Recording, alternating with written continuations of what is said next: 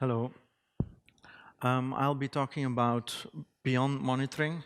The example I will give you and the explanation, the technical explanation, is centered around Icinga. If you're using any other monitoring tool, this is also applicable. But given that we are in Germany, Icinga is more a better choice. So yeah, who am I? I'm from Belgium, so I understand German. You can ask questions in German, but I will answer you in English because that's simpler for me. Otherwise, I will have to think much harder about the German part. Yeah, I'm self-employed. I run my own company. I do a lot of enterprise operating systems, so because I do infrastructure mainly. I like SE Linux, so I've done a lot of talks of that in the past. I run a few conferences like Config Management Camp, DevOps Days. Yeah, I do some hardware stuff and some software stuff also. I'm on Twitter, and I have a blog which I sporadically use. So the talk is about configuration management. I will use the example of Ansible. If you're a Puppet user, you can do things in a similar way. Mostly, well, today that would be using Bolt, for instance, because it's more orchestration than actual configuration management. Like I said, I'll be explaining a part of the monitoring things and what I'm doing beyond monitoring. That goes also for other monitoring tools. And then the actual presentation with the extension, so what I've done beyond that, and a few examples of that. If you have any questions, you can interrupt me. I don't mind. I prefer actually that if something isn't clear, you interrupt me and I go in detail at that point and coming back later on it. Yeah, so configuration management and orchestration, Ansible. I think everybody knows Ansible. Does anybody not know Ansible? No, there have been enough talks about it. Basically, it's an orchestration/configuration management tool. It uses SSH WinRM APIs, but it allows you to basically bootstrap whole your infrastructure, depending on how you want to do that. In my case, for instance, I bootstrap from Metal till containers using Ansible. So even when I add a new bare metal machine in the data center, the only thing we need to know is the MAC address, and from that point, Ansible will actually provision using IPMI and all the rest of the things, and install the operating system, do all the configuration of that. Similarly, for VMs, we do exactly the same principle. We use Ansible to install all our machines. This allows us to have one tool which basically manages all our infrastructure. We use Foreman mostly for visualization and we don't use the full discovery process like Foreman does. We use it more as a lifecycle management system, which allows us to show things to our customers and have a nice GUI interface. If you're using other configuration management tools like Puppets, Chef, Salt, they also integrate with that. So the principle is the same thing behind it. Monitoring, like I said, we use Icinga. I'm going to be specifically talking about Icinga2. The configuration is a little bit different. So Icinga1 is more similar to Nagios. Icinga2 is a little bit more advanced in the sense that they have rewritten the core modules. But basically what you can do with that is you have the monitoring tool, which basically tells you whether a service or a host is up and running. It has a graphing tool using any of the time series databases like Carbon or Prometheus in the backend. Typically, you will have Grafana, which makes the nice dashboards, and then you have your alerting and notification. And most of us will have a nice email or a pager or an SMS, which basically notifies you that, oh, this host has gone down or this service isn't available anymore. So monitoring, yeah, it checks the current state of the subjects, the utilization, and it can tell you the return value. So it can actually tell you whether a website is up and running and which version of the website is running. While metrics will actually show you the history about things. These are mostly kept in your time series database and also correlated through Icinga, so you have one plain view for that. Now, the Typically, we have hosts and services. So hosts can be bare metal machines, virtual machines. Services are your applications, your database, or the return value if you're looking at a website. But the more important thing nowadays is actually the processes. In Icinga, it's called business processes. And that relates to the database cluster. So if you have a database cluster of, let's say, 5 MariaDB instances, if one of them fails, you're not too worried because your cluster will remain valid and is in a consistent state, so there's no issue about that. Typically, you want to get notified about that, but you don't want an alert for that. If this happens at 2 in the morning, nobody needs to wake up just to know that one of the 5 MariaDBs failed. Similarly, for web clusters, you will typically nowadays have multiple web servers. If one of them goes out, it might change the load average on the ones that are actually still functioning, and you might want to take an action on that. But again, you do not want a human to wake up for this. Similarly, for load balancers, if you have any HA proxy or VIPs, then if one of them goes down, again, you don't want anybody to be woken up. Given that we are a small company, we don't like to have people wake up for stupid things, and we would like them to actually sleep so they're functional the next day. And so the notification and the alerts come in. Notifications are basically information problems, but we change that to make them actually self-remediations.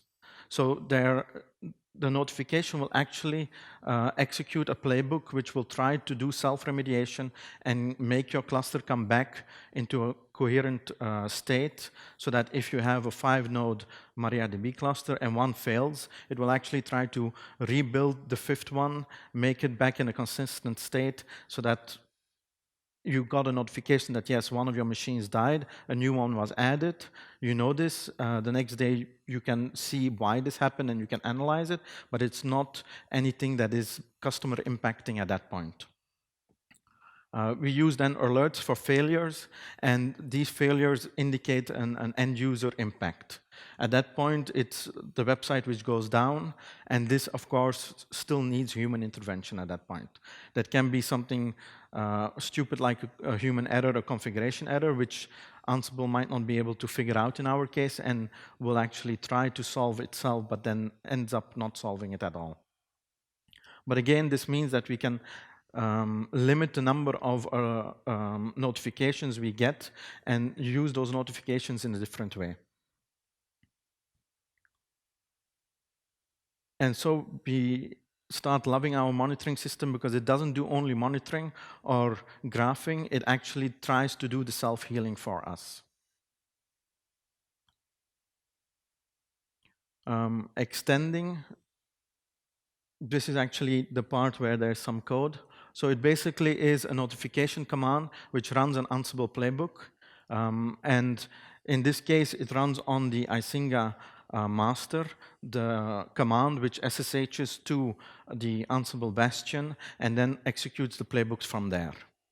So you see that at the point when a host goes down, this command gets executed with specific values so that it knows that it needs to do these type of remediations. If a service goes down, it will do different type of remediations. Here's an example. So basically, the Icinga2 will SSH and will execute that specific command, and that playbook will be run. And the playbook basically adds the host which it failed on. So let's say this is DB3. And at that point, you will have, yes, no, this is not the right one.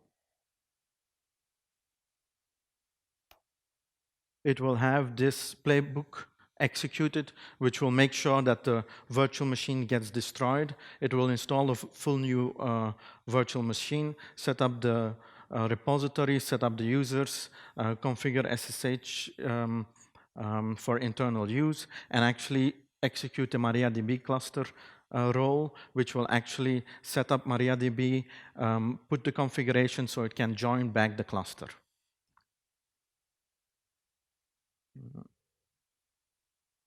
Similarly, if it's a host, we will just install the new host again. If it's a specific load balancer, you can just give it the name of the load balancer, and it will execute again a playbook which has a role behind it, which will do the automatic remediation behind there.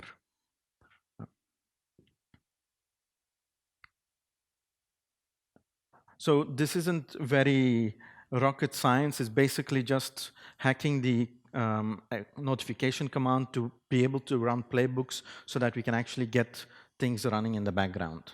Now, how does this work in our specific case? For our e-commerce platforms, typically we have anywhere between 3 and 7 web servers, and again 3 and 7 database servers. What this would mean is that you have the internet with load balancers. If one of these web servers becomes unavailable or the load becomes very high on it, we can actually get that notification in Icinga. At this point, Icinga will then take this out of the load balancer already for a web server so that the front end and the end users don't feel any impact. At that point, it will talk to the Ansible bastion, which will run the playbook and create a new web server. Depending on the configuration, we actually create 2 more just to make sure that nothing goes wrong. And at that point, once they have been provisioned, Ansible sees that they're all back in order. They're added to the load balancers and added back to Icinga. And at that point, if this happens at 2 in the morning or at 3 in the morning, you as an operator do not get woken up. This happens automatically in the background. For the moment, we are only doing this with hosts which go down. I'm looking at ways to extend this so that we can actually get that for load averages also. So if you, let's say, have a promotion for Christmas or for Black Friday and you see that the load average on your existing machines is too high, you could actually create more of them. Similarly, for databases, we do the same thing. If, let's say, 2 of them go out and 1 becomes then the master, you need to actually create 2 more. This has to do with the Paxos principle behind Galera, so it needs an uneven number to actually elect a master and continue running. But the principle is basically the same. You make sure that you have your machines available, and at this point, nobody feels any impact from a user.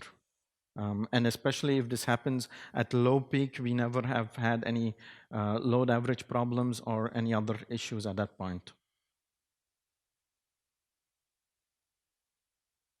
Unless you want to see some more code. Yes.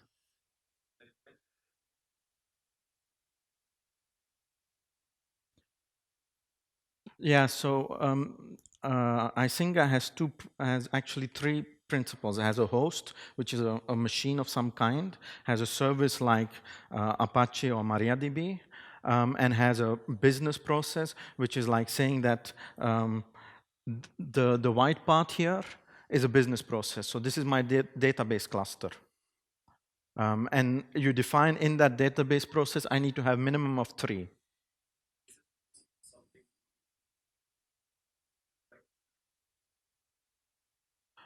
No, it's a feature which Icinga doesn't promote that much because it adds a lot of complexity. And as far as I know, Director doesn't have it yet. You need to nag Ralph, I think, about that. No, he's not here, Ralph. The maintainer of Icinga Director. They haven't had the use case for enough customers to put that actually in there.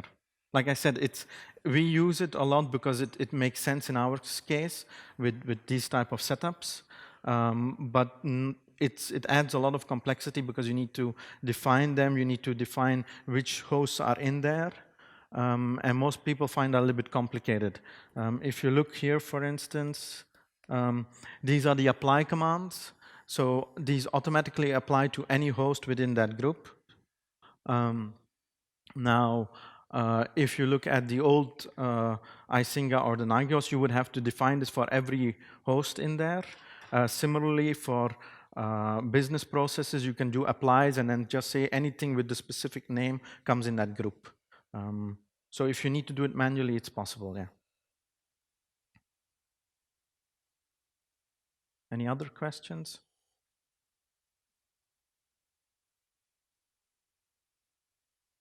Everything is clear? Okay. So one more thing. This is the automation days of organized by Atix. We organize a configuration management camp in February, just after FOSDEM. That's the website. The call for papers is open. We have a room dedicated to Foreman, Ansible, Puppet, most probably to Kubernetes and a few other projects, depending on submissions we get. We can actually go to the past years and see which rooms we had, but most of the configuration / infrastructure management projects are there. So we always have an Ansible, Puppet, Salt, Chef, Foreman, Pulp, Catello is no more separate, so yeah. Like I said, go to last year's and you'll see all the list of them there. Typically, it's the same ones. It's like the Kubernetes comes, and I presume HashiCorp will be more prominent this year because they want to promote Nomad and Terraform much more. But that depends on submissions we get, basically. No other questions about my presentation? Yes?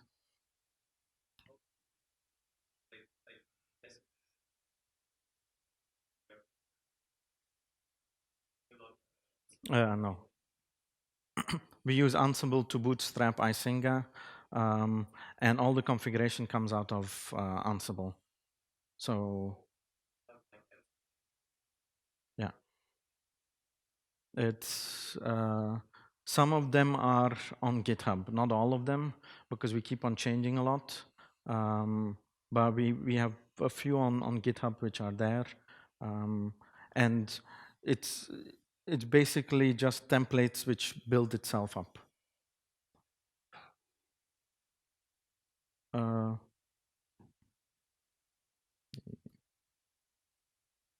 My handle is Toshiwashi, so you find me under GitHub under that. So, I will put some more effort in getting more things there. So if you don't find it there, just mail me and I'll put them online. But everything, because our main inventory is Ansible. So we use Ansible as our inventory. It knows all the hosts. So typically a machine, for instance,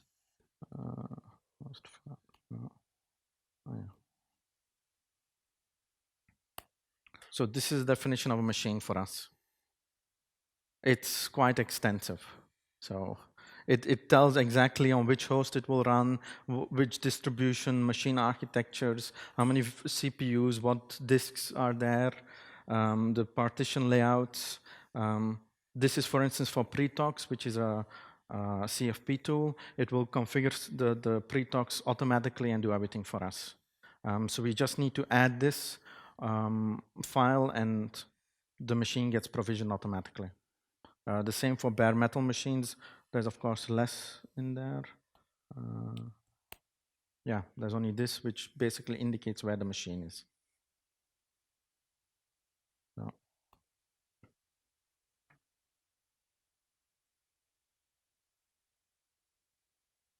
Sorry? Yeah, so I work, well, we have 2 data centers, our own, and we work for customers also where we have infrastructure and operations that we do for them. So we work with satellites. We call them bastions, but it's basically a machine with Ansible on it, which has the local inventory and the playbooks, and then does things locally. Sorry, I thought you were talking about Ansible. Yes, so Icinga, we have one master with us, and then we have indeed satellites. You'll see, for instance, here we have monitoring, address, and zone. So we divide things in zones and subzones. So it depends. I can log into the master and see everything. A customer can log in and just see his own inventory. And that is also built up fully from here. So that's why we don't use Director, because everything is built from here. I know a lot of customers like Director because it's much easier and click-based system. But given that our inventory is fully in files and in Git, it works for us this way easier.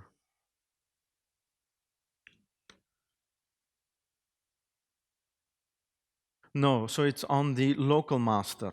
So you have masters by each customer or by each data center, and the notification happens from there, and it gets sent to the main master also.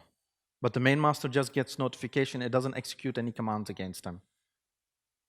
So the commands are done locally because you want to be able to be as close, coming back to Bernard's talk, you don't want to be doing this over the internet. We have customers in Germany and in Austria. I don't want to be doing this all from Belgium. Let them do their stuff in Austria. I don't need to connect over the internet for those things.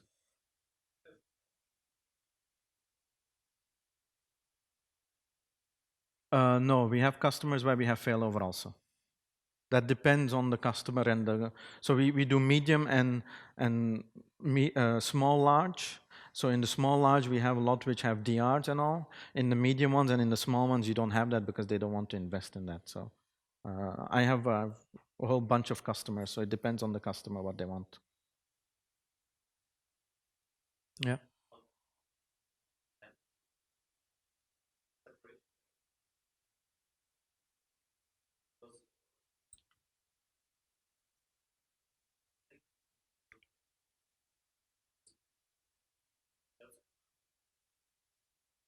Yeah, you just switch out the shell script. The- On all the machines, yeah. Yeah, so it's a shell script which will try to figure out what it's doing. It's quite long and ugly, but it figures out like which master it's, which bastion it is, what it does, everything is in the shell script. Yeah, yeah. For the moment, that's the only way we've got it working. Again, there are many things that need to be improved. I think, for instance, the fact that we can't automatically recover from certain services is still not good enough. But this is already something where we, from, let's say, having maybe 10 alerts or 10 notifications which require the person to get up at 2 in the morning and do code, we have now most of the time nobody getting up, maybe once or twice a year, which are again the human exceptions. I mean, this will always be there. It's only the auto remediation and the load averages which I would like to be able to do so that if the load is too high, we can actually get more machines in there.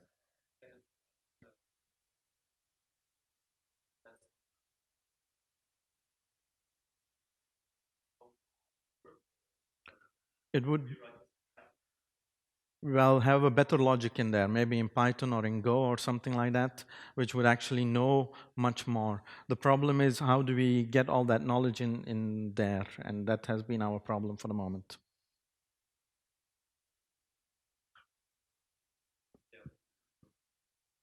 Okay. Any other questions?